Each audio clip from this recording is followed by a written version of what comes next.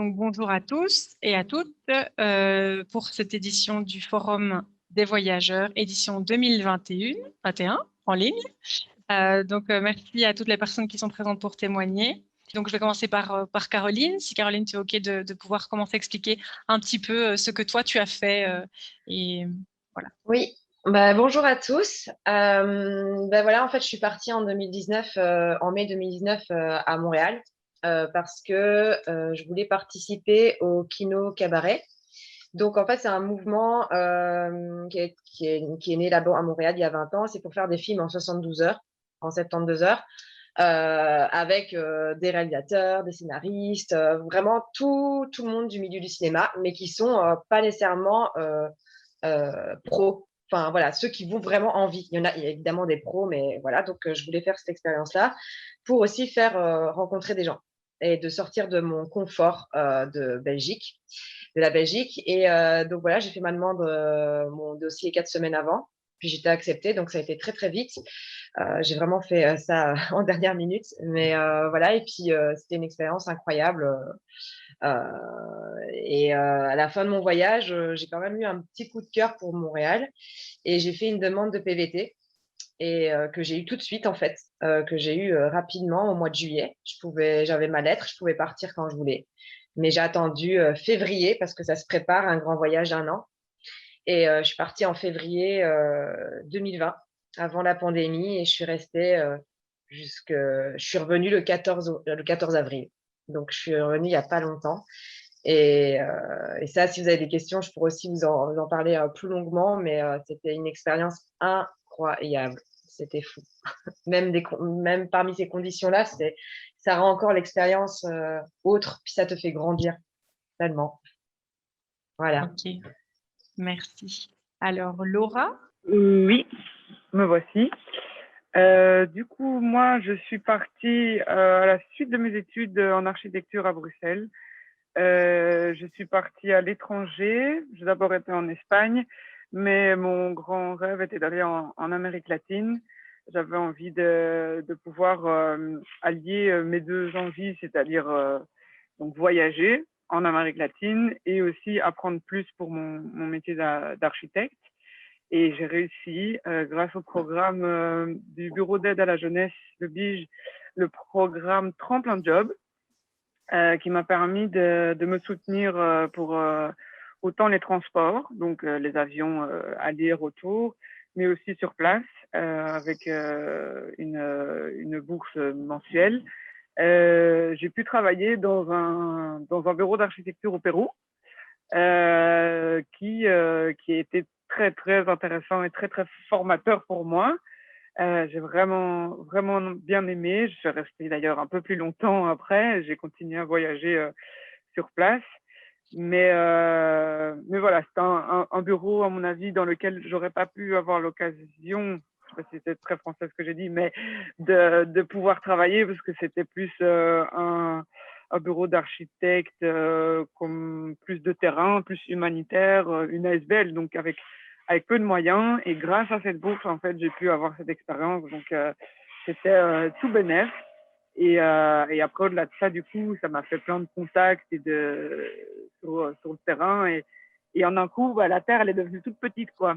C'est-à-dire que, en fait, l'Amérique latine, c'est pas loin. Une fois qu'on est là-bas, c'est l'Europe qui est loin. Enfin, c'est vraiment une question de point de vue. Et ça a été très chouette aussi. Une très, très bonne expérience. Voilà. Et moi, je suis revenue de ça il y a un an aussi. Moi, je suis revenue pour le confinement. Donc, voilà. Et mais j'en parle sans souci. N'hésitez pas à poser des questions. C'est très exaltant comme expérience. Donc voilà. OK, merci. Alors, Marie? Oui, me voilà. Bonjour à toutes et tous. Donc, pour ma part, donc moi, je suis partie en fait comme expatriée avec Médecins sans frontières pour des missions à l'étranger. Et donc, ma première mission, en fait, c'était en République démocratique du Congo. Et au final, j'ai pas un profil, donc je suis pas médecin, je suis pas infirmière, j'ai pas un profil du secteur de la santé, on va dire. J'ai un profil, on va dire, plutôt administratif de management à la base. Et donc, je suis partie comme responsable ressources humaines et finance manager. pour donc le Congo, et au départ, c'était à Kinshasa. Au départ, c'était 6 mois, et puis je me suis tellement bien plu que j'ai prolongé pendant 1 an. Je suis restée là-bas. Donc, première chose, c'est montrer aussi que oui, l'humanitaire, c'est pas que pour les profils médicaux, parce qu'au final, il y a besoin de tous les profils, pas non plus que finance ou ressources humaines, mais aussi logistique, des fois même construction, ingénieur. En fait, c'est comme dans toute entreprise, il y a besoin de tout le monde. Et c'était une expérience vraiment hyper enrichissante, de découvrir aussi d'autres cultures, de travailler dans un autre contexte, dans un autre pays. On se remet quand même, ouais, on remet aussi notre vision des choses un peu en question. Et puis, c'est aussi une aventure humaine ouais, merveilleuse, vraiment. Et voilà, après, si vous avez d'autres questions, je serais ravie de partager. Et donc, j'ai continué après l'expérience avec MSF. Donc, comme ça, vous savez un peu plus comment ça fonctionne aussi. Donc, avec Médecins sans frontières, quand on est recruté, on doit s'engager pour faire minimum, je pense que c'est 12 mois de mission, mais c'est un engagement moral. Et après, quand on fait des missions et puis quand on revient, on est suivi en fait avec le siège de Bruxelles, et on peut repartir sur d'autres missions en fait. Et on a toujours le choix en fait de dire non si on veut pas partir. Donc j'ai été aussi en Afghanistan et en Centrafrique. Donc voilà. Et peut-être les conseils, c'est quand même de bien se renseigner à l'avance sur ce en quoi ça consiste, parce que même si c'est génial, bah, c'est aussi par contre pas facile. Et il y a pas mal de défis, et donc il ne faut pas non plus idéaliser le travail dans l'humanitaire. Mais par contre, il faut aussi pouvoir oser et ne pas avoir trop peur, parce que ça en vaut la peine. Voilà. Ok, merci. Alors, je pense que Sophie, qui nous a rejoint. Bonjour. J'ai 26 ans et je suis française d'origine vietnamienne. J'ai fait un master de vietnamien et de communication. Donc, suite à en 3e année d'études, j'ai fait 1 an d'échange universitaire. Et donc, j'ai adoré vivre au Vietnam là, pendant 1 an. Mais je me suis demandé ce que ce serait de travailler là-bas. Et donc, je me suis spécialisée en communication au master. Et donc, pour le master, on nous demandait de faire un stage professionnel. Et donc, moi, je voulais vraiment coupler communication et Vietnam. Donc, j'ai fait mes 2 stages professionnels au Vietnam. Et c'est vraiment chouette parce que du coup, j'ai eu ce que je voulais. J'ai réussi à travailler là-bas pour avoir un autre point de vue. Et on pourrait se dire que c'est facile, mais c'est pas facile de trouver un stage à l'étranger parce que on est loin. Pour mon stage de fin d'études, j'ai travaillé en tant qu'assistant manager dans une auberge de jeunesse pendant 6 mois. Et c'était trop bien. Après, j'étais dans une entreprise, enfin, dans une petite structure avec des Français et des Vietnamiens. Donc, c'était vraiment chouette pour l'aspect interculturel. Mais grâce à ces stages, je me suis rendu compte qu'en fait, c'est pas du tout la même mentalité qu'en France, parce que j'ai fait beaucoup de petits jobs étudiants et donc, il faut constamment s'adapter. Il faut se dire qu'ils n'ont pas du tout le même système managérial. Mais comme l'a dit Marie, faut oser, mais il faut pas trop idéaliser non plus. Mais il faut y aller. Ok, merci. Alors, je pense qui devait témoigner aussi Maëva. Oui, bonjour. Bonjour. Alors du coup, oui, moi j'ai fait un petit peu des deux, c'est-à-dire que j'ai fait un master qui s'est déroulé dans 4 pays différents en Europe, donc France, Allemagne, Espagne et Italie. Et à la fin de mon master, donc j'étais pendant mon semestre donc en Espagne, et j'ai pu à ce moment-là postuler pour un stage pour mon stage de fin d'études. Donc j'ai pu donc étudier en Espagne et travailler en Espagne également. Donc c'est deux environnements très très différents. Je me suis bien rendu compte non seulement pour parler la langue, parce que quand on parle la langue avec des étudiants, ils t'aident, ils sont là et ils sont très très gentils, alors que dans un environnement professionnel, ils n'ont pas trop le temps de t'aider. Donc voilà, j'ai expérimenté ça moi personnellement. Et puis en ce moment, je fais ce volontariat en Belgique. Donc, étant réunionnaise, je suis venue de l'île de la Réunion pour travailler au sein du SVI en tant que chargée de communication et pédagogie. Donc pour mon volontariat d'1 an. D'accord, merci. je voudrais vous demander à chacune d'entre vous si vous pouviez dire quelle a été la plus grande difficulté pour vous rencontrée pendant votre séjour, parce que vous l'avez dit, certains, il y a aussi un peu l'idéalisation du voyage et parfois il y a quand même des difficultés. Donc, ça serait quelle est la difficulté majeure et comment vous avez pu la surmonter? Donc, celle qui a envie peut lever la main, comme ça je sais qui peut partager. Oui, alors vas-y Laura. Oui. Alors oui, effectivement, c'est vrai qu'il faut rester honnête. C'est pas toujours facile. Moi, je me souviens que la première fois que je suis sortie de chez moi, que je suis sortie dans le grand monde sans ma bulle familiale, c'est vrai que c'était compliqué, surtout pour la barrière de la langue, en fait. J'ai eu la chance d'apprendre l'espagnol. Et à partir de ce moment-là, en fait, beaucoup de pays m'ont été facilités parce que les hispanophones, c'est une langue très répandue à travers le monde et donc c'est bien plus facile de parler espagnol qu'anglais.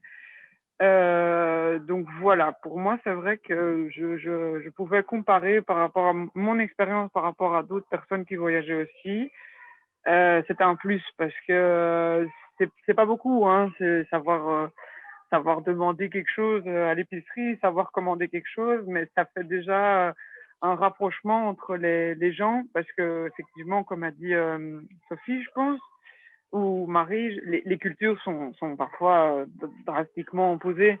Et donc, pouvoir trouver un terrain d'entente, un petit détail qui permet de se rapprocher, de se familiariser, parce que on a peur parce que nous, on est hors de chez nous, mais parfois, on arrive à un endroit et les gens ne nous connaissent pas, donc ont aussi peur de nous.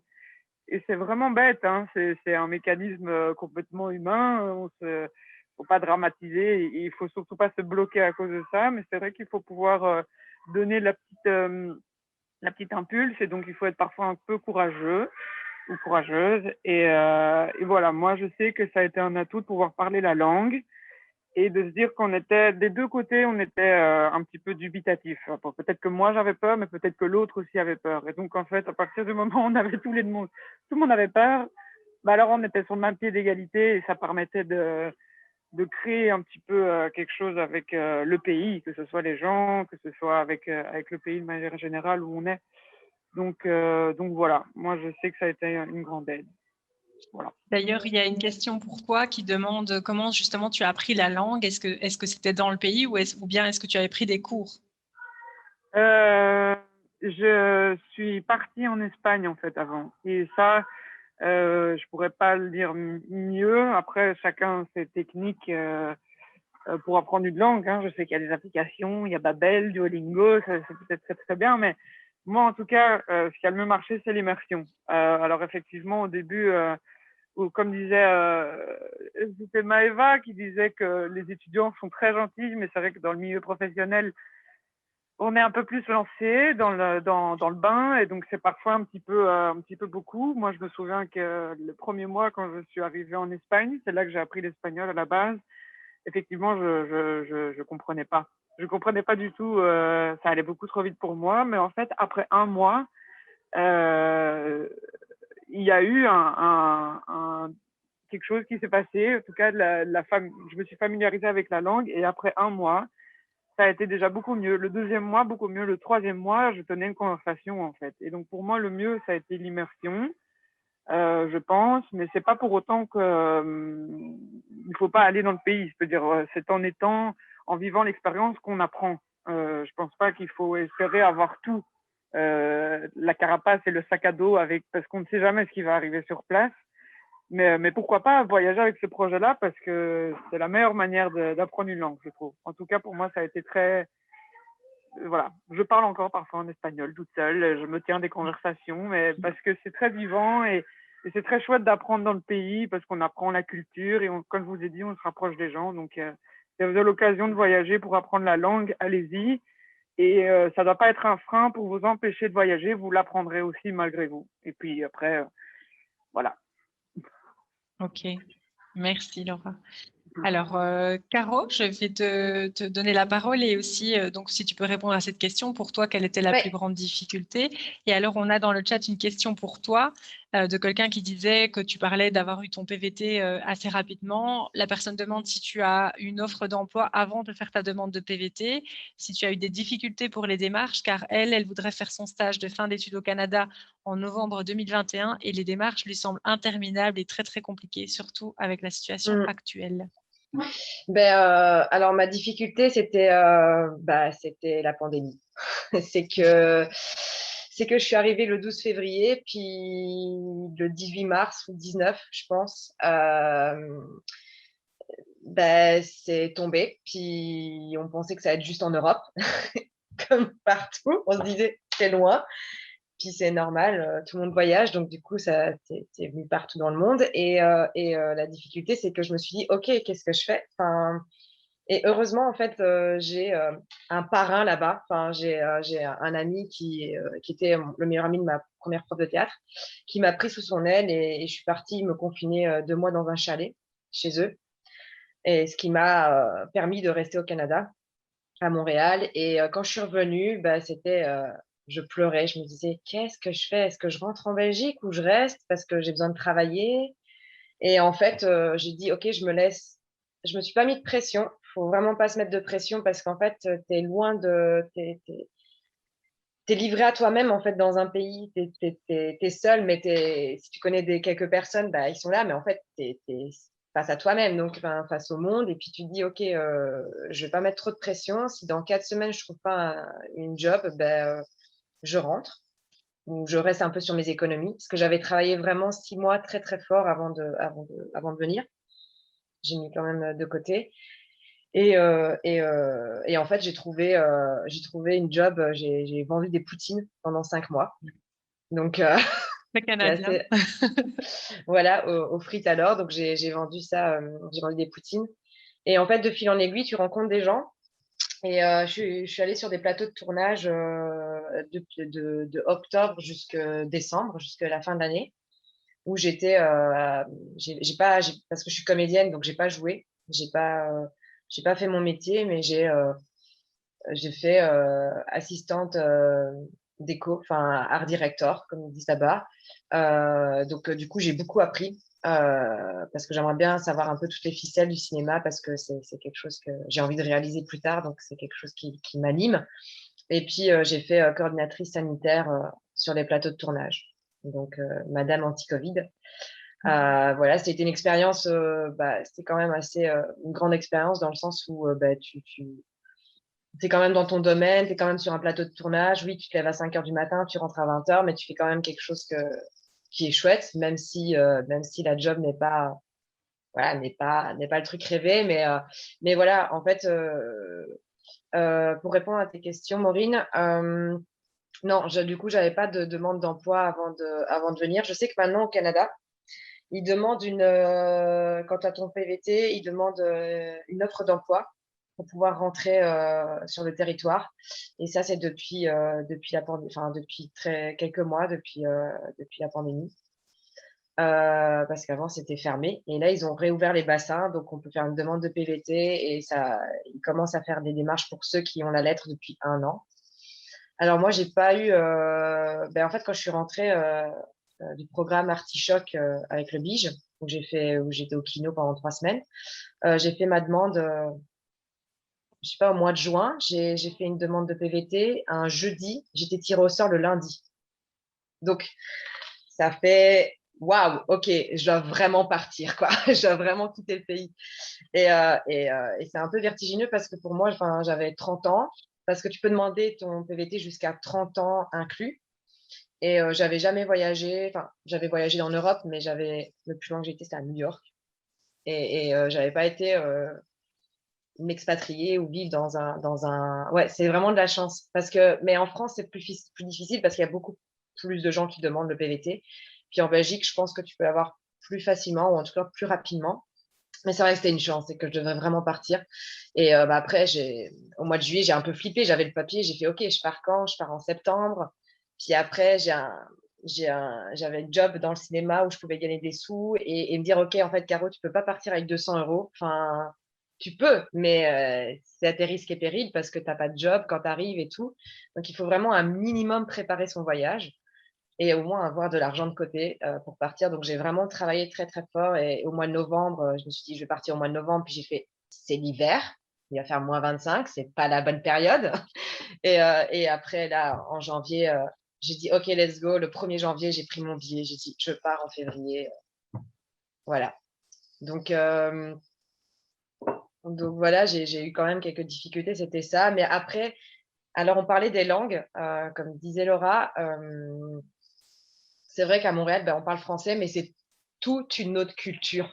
C'est pas du tout la même chose. Enfin, c'est pas parce qu'on parle la même langue qu'en fait, c'est la même chose. Enfin, pas du tout. Ils ont une autre façon de voir les choses, ils ont une autre culture, une autre histoire qui est très intéressante. Et du coup, j'ai eu, voilà, j'ai eu l'opportunité de quand même voyager dans le Québec, mais j'aurais voulu aller du côté anglophone, mais je suis revenue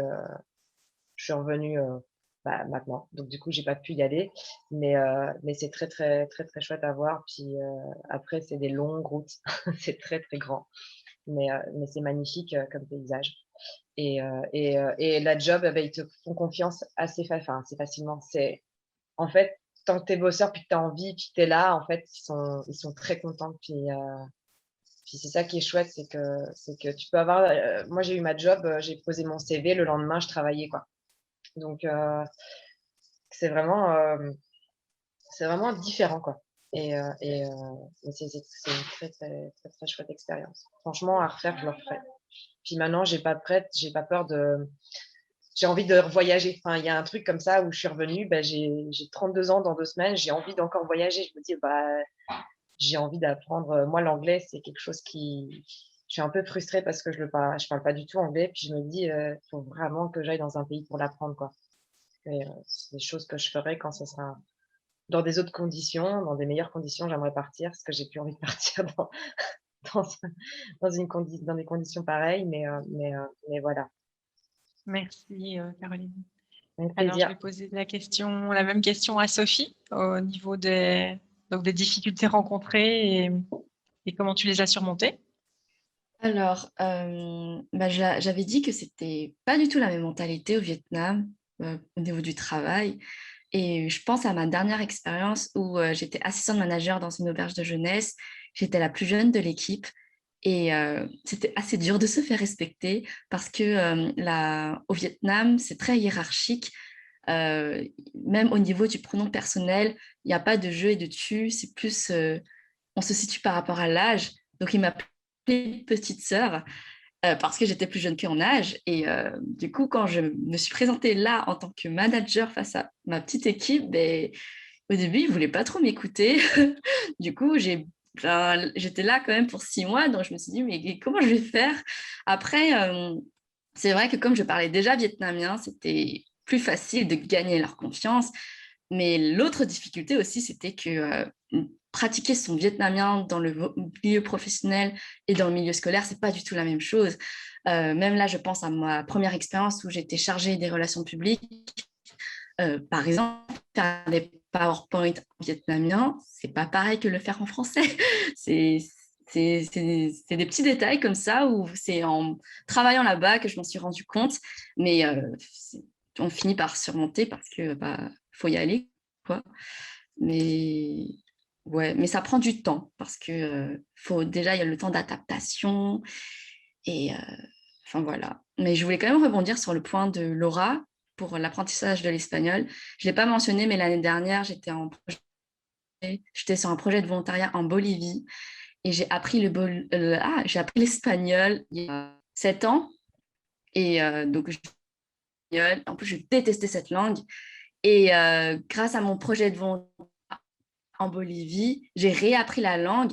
Et comme Laura, comme j'étais en immersion totale, mais je n'ai pas suivi de cours. Je comptais sur les locaux pour, comme j'étais tout le temps j'entendais constamment de l'espagnol. Au début, je n'arrivais pas trop à leur répondre, mais je comprenais. Après, au bout de quelques semaines, je sortais quelques mots. Puis au bout d'un mois, t'arrives enfin à aligner quelques phrases parce que ça finit par revenir. Et je pars du principe que le cerveau n'oublie pas. C'est juste qu'il a besoin d'une pratique. Et comme je suis restée 5 mois là-bas, bah, mon niveau d'espagnol il est remonté en flèche.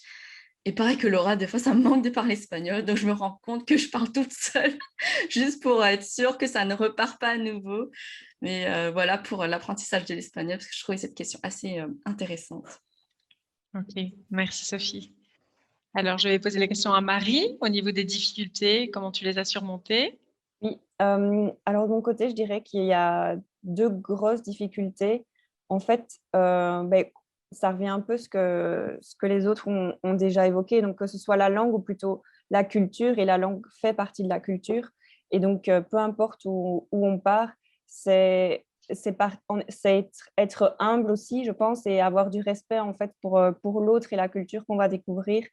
Là, pour mon cas, au Congo, la majorité parle français, mais ce n'est pas leur langue maternelle. Sinon, il y en a une partie du Congo, ils parlent lingala, une autre partie swahili, et puis il y a plein de dialectes différents.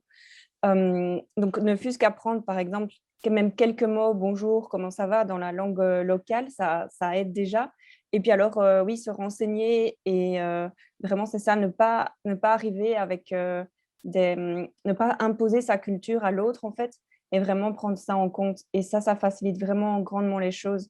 Moi, quand je suis arrivée, j'étais aussi la plus jeune de l'équipe et j'avais une position de manager, et j'étais dans une équipe d'hommes et plus âgés que moi, et donc c'était pas non plus évident, et j'arrivais avec voilà, tout mon enthousiasme et ma volonté de dire oui, comme d'avoir un impact, de faire un métier qui a du sens.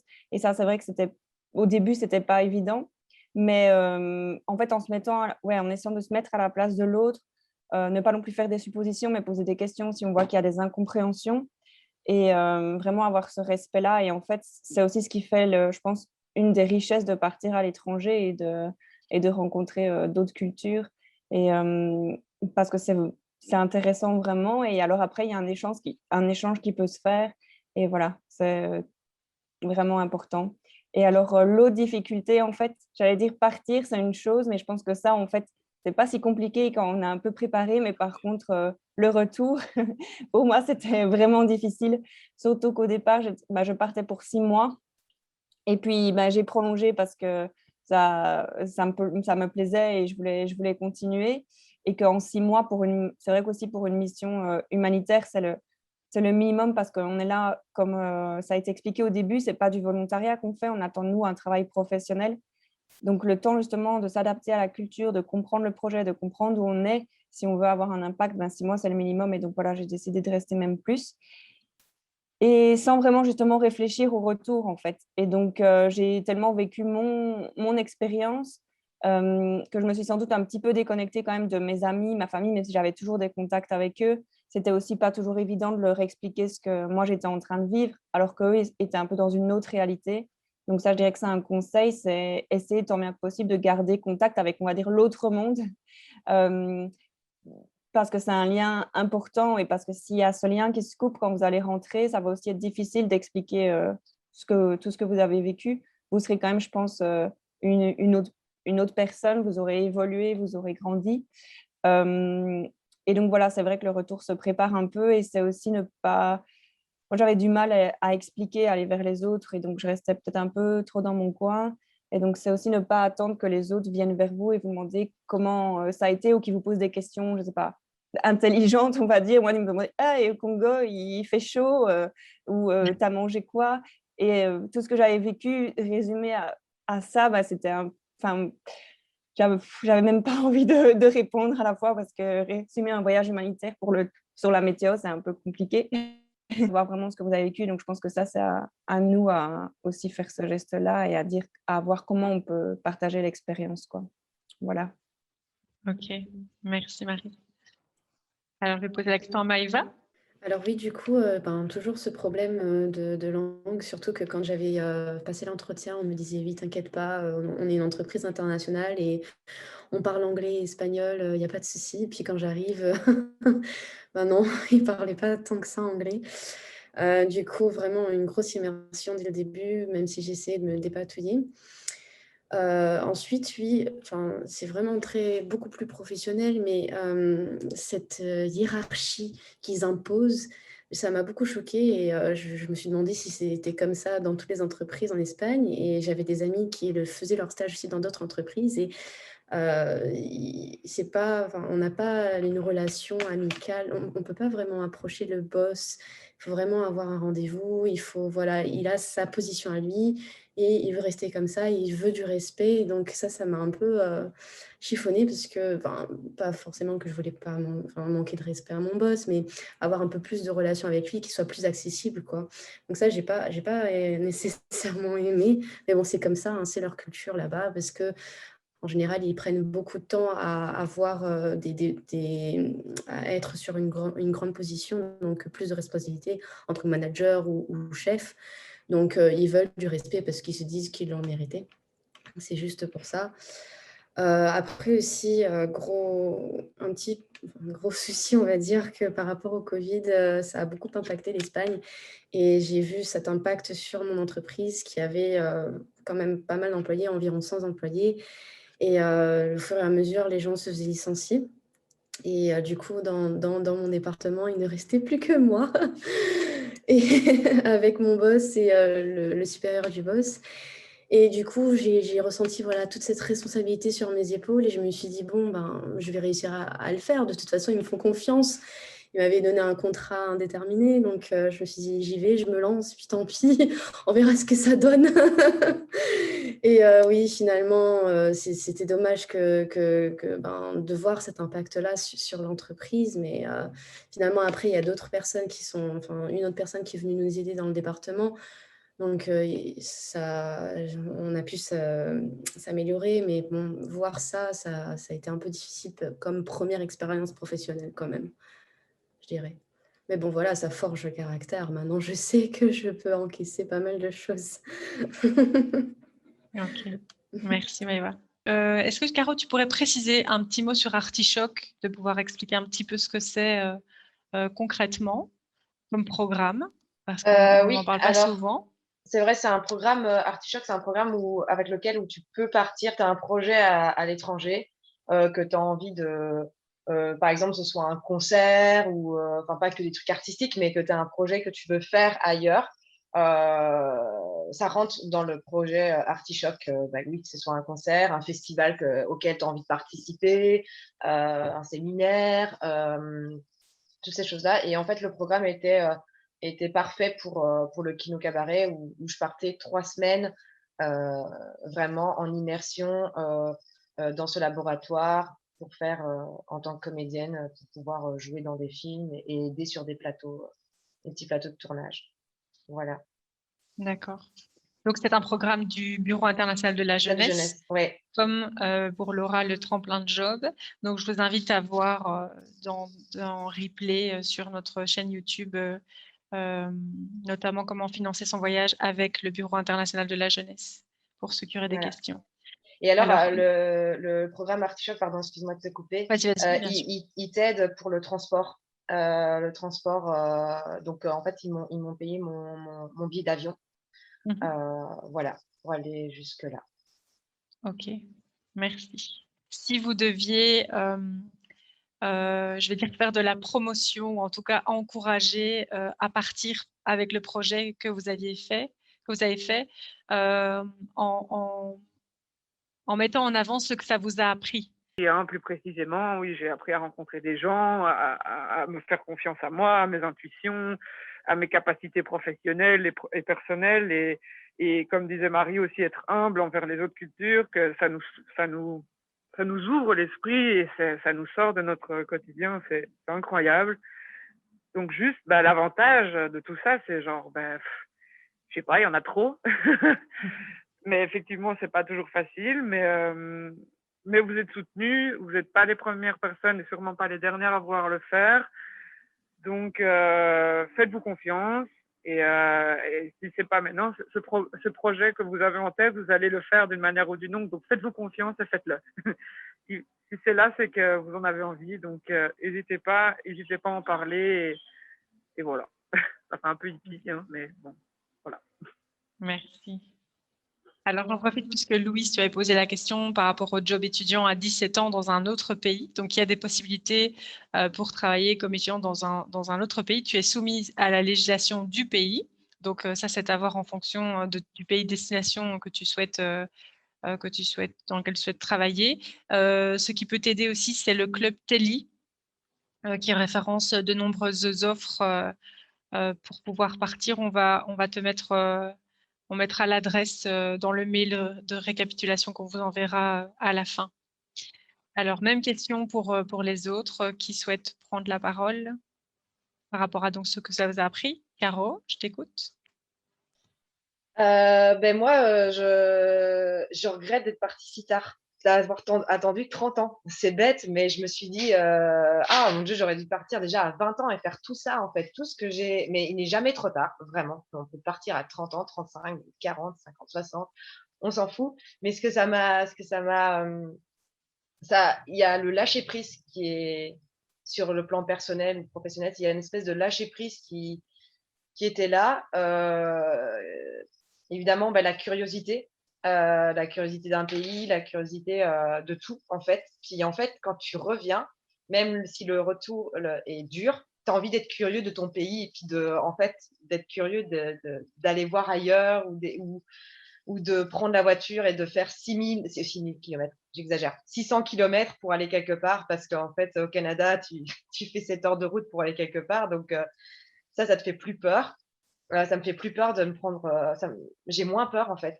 Ça m'a vraiment. Je me suis mis beaucoup de barrières. Et là, maintenant, de prendre un billet d'avion ne me fait plus peur. Ne fût-ce que de prendre un billet d'avion. Alors qu'avant, c'était le cas. Et ça m'a apporté aussi, c'est que socialement, malgré la Covid, je me suis fait une petite gang d'amis. Puis en fait, il n'y a rien à faire quand tu es dans un autre pays et que tu es tout seul, livré à toi-même et tout. Les liens sont très, très forts. Puis c'est des personnes, en parlant avec des personnes comme mon parrain qui est au Canada, lui, il a vécu 1 an et demi en Espagne, ça fait 18 ans qu'il est ici. Il m'a dit vraiment, les personnes qui sont en Espagne, ça fait une vingtaine d'années que je suis allée, j'ai toujours des liens avec eux. Après, ça dépend des personnes, mais en tout cas, moi, par exemple, mes amis qui sont à Montréal et qui vont sûrement revenir à un moment donné en Europe, ou pas, parce qu'ils s'y plaisent bien et puis leur vie, c'est comme ça. Voilà, j'ai toujours ce lien-là et voilà, c'est une belle expérience, vraiment humainement pour ça, d'avoir des liens forts et puis voilà, de ne pas trop se projeter en fait. C'est ce que j'ai essayé de faire. Ce que j'ai pas fait du tout, par exemple, sur le projet Artichoke, j'avais aucune attente et en fait, j'ai eu que des surprises. Je m'attendais pas à ça comme voyage. Je m'attendais pas à ce que je sois aussi comblée de ce voyage en fait. J'avais un peu plus d'attente au PVT, qui est un peu logique parce que je retournais quelque part, puis je connaissais un peu, mais c'est à ce moment-là que je suis vraiment plus tombée amoureuse de la ville et que je me suis dit, OK, il ne faut pas non plus la fantasmer trop, etc. et l'idéaliser parce que c'est ça le problème aussi quand on en a parlé tout à l'heure, mais d'idéaliser un pays ou une ville et d'essayer de comparer et puis de se dire, mince, je rentre en Belgique, j'ai pas envie. Et en fait, le voyage s'arrête, mais tu peux toujours y retourner. En fait, c'est possible. Mais c'est ça qu'il faut se dire, c'est que si tu as envie de retourner quelque part ou de faire un autre voyage, c'est possible. C'est pas fini, quoi. Voilà. Ok, merci. Marie? Oui, je rejoins beaucoup de choses sur ce que en fait, Caroline et Laura ont dit. Parce que ouais, pour l'expérience humaine, en fait, c'est ça, je pense, du coup, peu importe le voyage, mais c'est vrai qu'il y a des liens qui vont se nouer parce que vous allez vivre des choses très fortes avec certaines personnes et ça, c'est clair que ça va rester. Et donc, rien que pour ça, déjà, ça vaut la peine. Et puis, moi, je disais aussi, c'était un voyage un peu initiatique pour moi, en fait, enfin, sur moi-même, parce que quand on part à l'étranger, donc là, peu importe, parce que avant ça, j'ai fait aussi le Working Holiday Visa en Australie. Et que ce soit l'Australie ou le Congo ou les autres pays, quand on voyage, on se retrouve toujours un peu seul face à soi-même. Et donc, on apprend aussi oui, à se débrouiller seul et à se rendre compte qu'en fait, on est sans doute plus fort ou forte que ce qu'on pensait et qu'on peut endurer beaucoup de choses et que si là, vous avez envie de partir et ça, qu'il y a peut-être des doutes, etc., ben oui, faites-le parce qu'en fait, c'est possible. Et en le faisant, vous allez vous en rendre compte. Et donc, ça ouvre aussi les perspectives pour plein d'autres choses que peut-être que vous avez en tête ou de projets pour vous rendre compte que quand on veut, on peut, en fait. Et ça, je pense que c'est vraiment vrai. Et puis, ça a aussi, autre apprentissage, enrichissement, pardon. Je dirais que ça m'a aussi aidé, enfin, tous les voyages, en fait, aident vraiment à changer notre vision des choses et à comprendre mieux le monde. Et je pense qu'on en a cruellement besoin de mieux comprendre les autres. Donc, et ça nous donne aussi vraiment une ouverture d'esprit. Et de nouveau, peu importe que vous partiez, même si c'est en Espagne, en fait. Donc, il y a aussi ce point-là. Et voilà, c'est vraiment des apprentissages, on va dire, général pour toute expérience que j'ai vu qu'il y avait aussi des personnes qui voulaient aussi partir en PVT en Australie, Nouvelle-Zélande. Et là aussi, ce sera les mêmes apprentissages, je pense. Merci. Est-ce que quelqu'un veut ajouter quelque chose? Sophie ou Maëva? Moi, je dirais, je rejoins les filles aussi, mais vraiment, ça m'a permis d'en apprendre plus sur moi-même. Et il y a beaucoup de gens qui me disaient, mais tu aurais pu faire ton stage en France. Enfin, il y a des stages de communication, il y en a partout. Et je disais, non, je veux aller au Vietnam, sinon je ne vais pas pratiquer la langue que j'ai appris depuis 4 ans déjà. Donc laissez-moi. Et c'est là que vraiment je me suis dit, mais en fait, je ne me mets pas de limite et que vraiment, si je veux, je peux. Tout est possible dans la vie. Il suffit juste de se forcer un petit peu et on y va, quoi. Et aujourd'hui, je suis trop contente d'avoir fait mes 2 stages là-bas. J'en ai retiré plein d'enseignements et ça m'a fait grandir aussi. Merci. Maëva? Oui, et je vous rejoins aussi, c'est normal, hein. Je pense que vous allez vraiment vous découvrir pendant cette expérience. Vous allez découvrir que vos limites sont vraiment au-delà de ce que vous pensiez et que vous êtes vraiment capable de faire plein de choses. Que ça se passe bien ou peut-être que ça va pas très bien se passer non plus, mais c'est pas grave, ça fait partie de l'expérience. Et quand vous y repenserez 2 ou 3 ou 4, 5 ans plus tard, vous vous direz, ouais, je suis trop contente de l'avoir fait parce que sinon, j'aurais pas été la même personne sans l'avoir fait. Donc, il faut vraiment le faire. Ok, merci. Alors, je pense qu'on a Charlotte qui est là. Donc, voilà, je voulais te proposer d'expliquer un petit peu ton projet de mobilité, de dire 2-3 mots et ce que tu voudrais donner comme conseil par rapport à ce programme. Oui, donc moi, là, je suis en Corée du Sud pour 5 mois. Donc, actuellement, là, j'y suis depuis 2 mois, donc il me reste encore 3 mois. Qu'est-ce que tu as envie de quoi tu as envie de témoigner par rapport à ton expérience, puisque c'est vrai que c'est pas une destination qui est très représentée. C'est pas, en tout cas au niveau des PVT, c'est pas l'Australie ou la Nouvelle-Zélande ou le Canada comme beaucoup souhaitent. Donc c'est vrai que ça peut être intéressant que tu nous donnes ton expérience, pourquoi tu as choisi ce pays et qu'est-ce que ça t'apporte, qu'est-ce qui voilà, tu as envie de partager.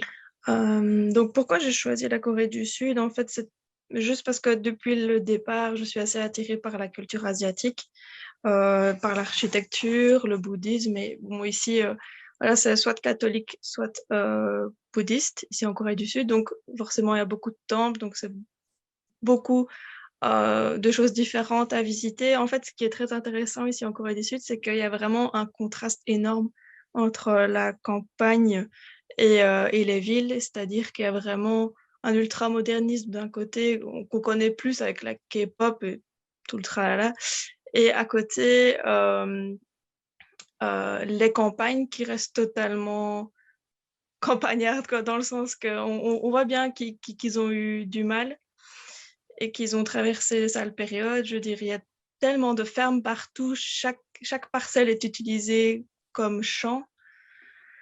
Et c'est vrai que oui, le contraste est vraiment énorme, donc c'est vraiment quelque chose qui m'a choquée ici. Maintenant, en termes de conseils, je dirais que c'est quand même très important, c'est important de pouvoir lire le Hangul, donc l'alphabet coréen. Parce que c'est vrai qu'avant de partir, je ne m'étais pas franchement rendu compte de ce que ça représentait. C'est quand je suis arrivée et que je dis, oh oui, c'est vrai qu'en fait, ici, quasiment personne ne parle anglais. Surtout pas dans la campagne. Moi, j'ai commencé par un woofing dans la campagne. Après, en général, les gens qui t'accueillent peuvent parler anglais. Ils savent parler anglais, même si c'est un anglais très rudimentaire, ça passe. Mais voilà, c'est pas comme dans les grandes villes. Donc, c'est quand même conseillé d'apprendre un petit peu avant de partir. Après, maintenant, c'est vrai que comment dire, tous les autres que j'ai eus, parce qu'en fait, moi, je fais du woofing avec le PVT. Tous les autres que j'ai eus en woofing savaient parler anglais. Donc, finalement, on pratique plus anglais, mais dans la vie, en dehors du woofing, c'est quand même mieux de pratiquer un peu, quoi. Voilà, je Et qu'est-ce dirais que tu ça fais pour le comme moment. woofing, par exemple, si tu pouvais nous expliquer un peu. Oui, donc j'étais dans la campagne dans une ferme 100% écolo, bio. Et donc, je suis restée là 3 semaines. Et alors, oui, donc le gros avantage, c'est qu'on est vraiment immergé dans la culture coréenne. Je veux dire, là, c'était un couple de Coréens. Ils ont habité 13 ans à Séoul en tant que journalistes. Donc, ils ont vraiment vécu les deux vies, quoi. La vie de fou, 24 heures sur 24 à bosser. Enfin, j'exagère, hein, mais bon. Euh, Bosser comme des malades à Séoul. Et puis, en fait, voilà, ils se sont tournés vers la campagne et ont commencé à travailler dans la ferme. Et ensuite, se sont tournés vers le woofing. Et donc, voilà, c'était vraiment une très bonne expérience parce que c'est travailler en plein air avec un couple qui a beaucoup de choses à raconter. Ils ont aussi beaucoup visité. Ils ont été en Inde. Ils ont été vraiment un peu partout. Donc, franchement, c'était une bonne immersion dans la campagne coréenne. Et c'est ça aussi qui m'intéressait, c'était d'avoir toutes ces différences dans un seul et même pays, quoi. C'est hallucinant, franchement, c'est hallucinant. Et même la première fois, quand j'ai vu la ferme, j'étais un peu choquée parce que je ne m'attendais pas à ce que ce soit aussi pauvre, entre guillemets. Mais après, on s'y fait très, très vite et finalement, ça devient une habitude. Enfin, c'est la routine. Enfin, c'est la routine. Donc, on n'est plus choqué et on vit dedans, quoi, tout va bien. Et là, pour le moment, donc, je travaille dans une guest house dans les îles du Sud, à Tonyon. Donc, enfin, bref, il y a la Corée du Sud et encore plus en bas, il y a plein de petites îles qui sont raccrochées les unes aux autres par des ponts. Donc, c'est une de celles-là. Et là, pour le moment, donc, je nettoie, je fais les lits, tout ça. Et voilà, pour le moment, là, c'est pas très dur. C'est maximum 4 heures par jour. Quand j'étais à la ferme, c'était 5 heures. Donc voilà, je crois que de toute façon, le temps de travail dépend du travail. Parce qu'à la ferme, forcément, les légumes, s'ils sont là, il faut aller les prendre. Je veux dire, c'est pas exactement la même chose que dans une guest house, quoi. Ok. Et voilà, pour le moment, c'est tout ce que j'ai fait. Et après, donc, je dois aller dans un woofing pour récolter du thé cette fois-ci. Donc là, je serai aussi dans la campagne, dans un temple, en fait. Euh, donc, on devra se lever à 5 heures du matin, aller déjeuner avec les moines. Et ensuite, on commence à 8 heures, récolter les feuilles de thé. Et ensuite, sécher et tout le tralala. Et là aussi, ce sera certainement plus long parce que les feuilles et le thé n'attendent pas. Donc, voilà. Donc voilà, c'est vraiment génial parce qu'il y a pas mal de woofing différents. J'ai encore vu un autre woofing, c'est le long de la côte, où c'est un couple, un gars qui est plus branché surf et la fille qui est plus branchée yoga. Et donc, ils proposent de faire les deux. Sinon, on travaille dans une guest house aussi, quoi. Donc, c'est chouette. Il y a de quoi faire. Ok. Et du coup, c'est pas trop compliqué avec la langue pour prendre les contacts? En fait, j'avoue que pendant ma quatorzaine, j'ai commencé à apprendre. Ça allait plutôt bien. Et puis, quand j'ai commencé à la ferme, j'ai complètement arrêté parce qu'on parlait anglais. Et puis, les premiers jours, ça a été un peu fatigant parce que c'est vrai que c'est fort physique et on n'est pas forcément habitué à ça. Donc, en fait, j'ai arrêté d'apprendre. Mais il y a une application de traduction qui est super géniale, enfin, qui fonctionne vraiment bien ici, c'est Papago. Et en fait, quand on ne me comprend pas, du coup, j'ai écrit sur Papago et je montre. Après, je sais dire les trucs basiques pour manger, remercier, bonjour, au revoir, s'excuser, tout ça. Ça, c'est OK, mais voilà, en fait, en 5 mois, c'est quand même compliqué. compliqué de se dire, OK, je vais commencer à apprendre l'alphabet coréen, à essayer de parler coréen, alors qu'en fait, finalement, tout le monde te parle anglais et que tu seras quand même pas capable de tenir une conversation en coréen. C'est pas possible, pas en si peu de temps.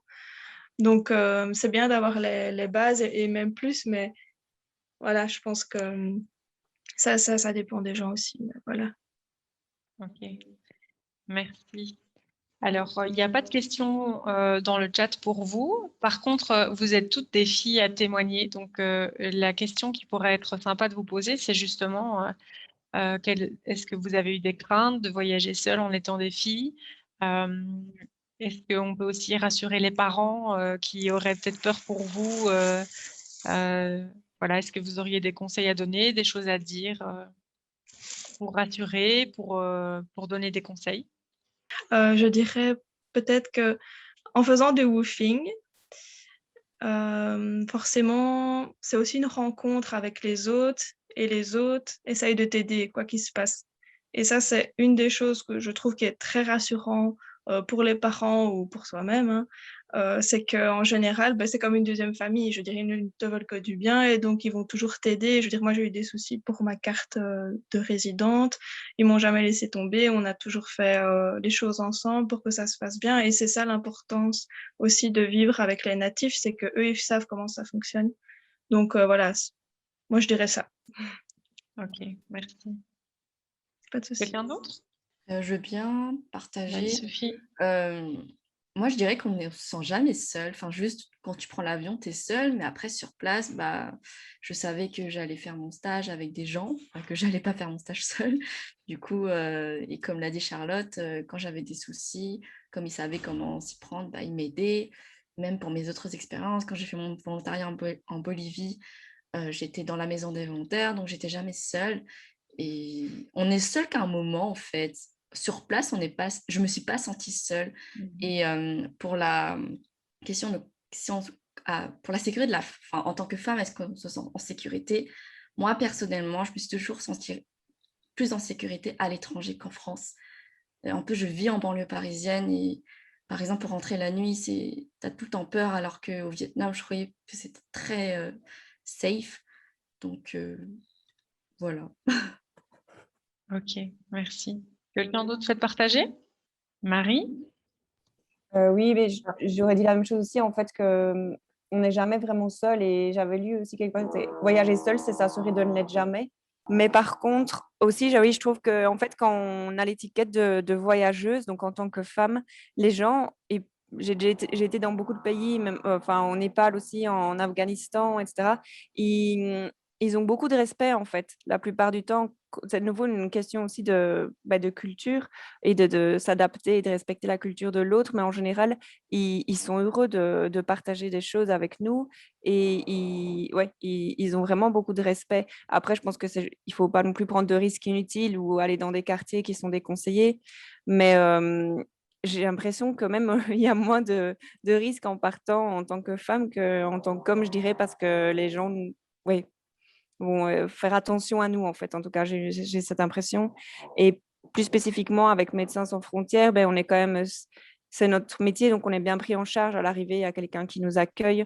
On sait les endroits où on peut aller, on ne peut pas aller. On a, en fonction du contexte sécuritaire, on a une radio constamment avec nous, etc. Donc là-dessus, pour tout ce qui est vraiment plus spécifique à Médecins sans frontières, il n'y a vraiment aucun souci et on est très, très bien pris en charge. Ok, merci. Alors, Caroline voulait parler. Oui, moi, au Canada, on m'avait dit que déjà en arrivant, peut-être tu vas voir, on ne t'embête pas du tout. Mais déjà, je suis de nature où j'ai pas peur de m'habiller d'une façon, je m'en fous, enfin, que ce soit à Bruxelles ou quoi, j'ai pas eu voilà, je me sentais pas genre restreinte ou avoir peur de quelque chose parce qu'en fait, j'ai toujours été comme ça, à rentrer à des heures pas possibles et j'ai eu beaucoup de chance des fois. Mais je veux dire par là, voilà, j'avais pas cette peur-là. Donc du coup, c'est plutôt de dire, prendre la décision de partir et puis d'y aller vers l'inconnu. Mais j'ai pas eu de peur de quoi que ce soit au Canada ou en tant que femme. de partir là-bas et ça me donne envie de continuer à voyager. Puis voilà, comme disait Marie, de ne pas prendre des risques inutiles, évidemment. Mais même embourbée dans de la neige et tout, j'ai réussi à sortir une voiture et tout. Je me dis, ça va, je peux me débrouiller, puis ça va. Ok, merci. Moi, je pourrais dire que, Oui. par exemple, pour mon expérience en Afrique, pour toutes mes expériences en Europe, non, j'ai jamais vraiment eu peur parce que c'est très, très safe. Mais j'ai eu une expérience en Afrique du Sud où la journée, ça allait très, très bien, mais toujours le soir, on nous disait de faire attention. Donc, j'étais avec un groupe d'autres filles, 2 autres filles, et on nous disait, ne sortez pas seul le soir parce qu'on ne sait jamais ce qui peut se passer. Comme ce sont les locaux qui nous le disaient, on les fait confiance parce qu'on ne va pas remettre en doute leurs paroles. Enfin, ils habitent là, ils savent ce que c'est. Donc, s'ils nous le disent, c'est qu'il faut le respecter. Il ne faut pas non plus être trop pousser les limites. Donc, voilà, on faisait quand même attention le soir. Ok, merci. Oui. C'est vrai que Vas-y, Carole. je rejoins Maëva parce qu'avant d'aller au Canada, je suis partie 2 semaines en Afrique du Sud et les locaux veulent que tu prennes un taxi le soir. Franchement, ils sont donc quand vous voyagez dans un pays, ils savent en fait les dangers et ils te préviennent. Donc, comme disait Sophie aussi, tu n'es jamais seule en fait. Tu as toujours quelqu'un qui te conseille, qui est là pour ton bien, etc. Donc, je pense que voilà, il faut faire confiance à ces personnes-là. Et puis, même si c'était à 300 mètres d'où où je logeais, on m'a dit, tu prends un taxi, en fait. Tu prends un taxi. Sinon, tu sors pas du lieu, mais tu prends un taxi. Donc, ouais, c'est ça. Ok. Autre chose à ajouter, Laura? Oui, voilà. Du coup, on va donner un petit peu dans le monde entier nos perceptions. Effectivement, ouais, comme dit Sophie, on n'est jamais seul. Il y a toujours des gens, que ce soit la famille, le woofing, les potes, les volontaires. Donc, maintenant, si l'envie vous prend effectivement de voyager seul, et ce qui est totalement, c'est quand même très honorable comme projet.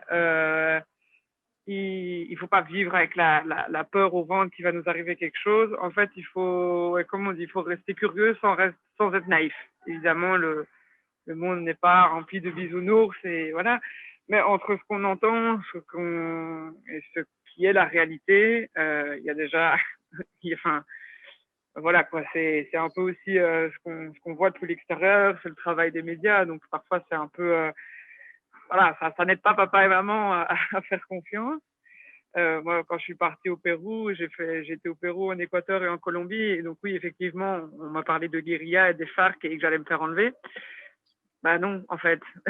Non, au contraire. Et comme disait Sophie, il y a parfois des endroits où je me sentais plus à l'aise même que ici à Bruxelles. Donc, c'est vraiment une question de point de vue. On n'est jamais seul et effectivement parler avec les locaux. Et ça, de nouveau, c'est la barrière de la langue qui peut quand même, en tout cas parler la langue aide. C'est vrai que parler avec les locaux directement, ils vous renseignent quoi. Et directement, en fait, on a un contact de sécurité. Quelqu'un qui connaît le quartier, qui connaît la ville ou qui connaît un peu les mœurs et les coutumes. La personne la mieux placée, ça vous fait une personne de confiance, ça fait une personne qui sait en fait que vous avez besoin d'aide. Donc, n'hésitez pas à communiquer autour de vous et effectivement, vous ne serez jamais seul. Moi, au Pérou, effectivement, j'avais aussi cette étiquette, une grande blonde.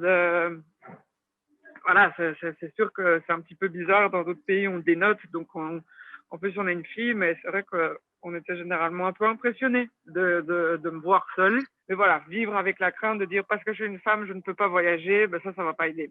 Et on est visiblement la preuve que ce n'est pas vrai. Ok, merci pour ce beau mot de la fin. Merci à toutes d'avoir accepté de témoigner.